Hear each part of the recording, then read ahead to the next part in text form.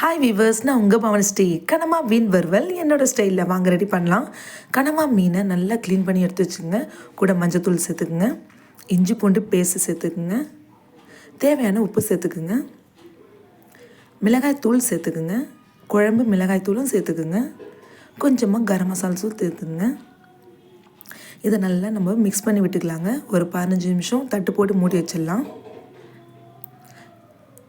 Ready பண்ணலாம் வாங்க. கடாய் எடுத்துக்குங்க, நல்லெண்ணெய் சேர்த்துக்குங்க.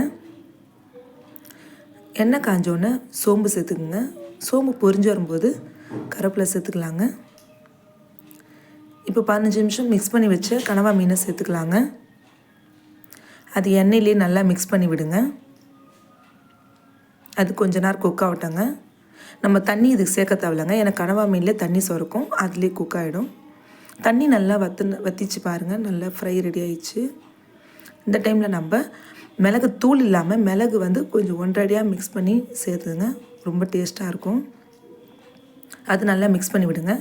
கருவேப்பிலை போட்டு இறக்கிங்கன்னா கனவா மீன் ஃப்ரை ரெடி ஆயிடுச்சுங்க. இதை நான் சாதத்துக்கு தாங்க ட்ரை பண்ண போகிறேன்.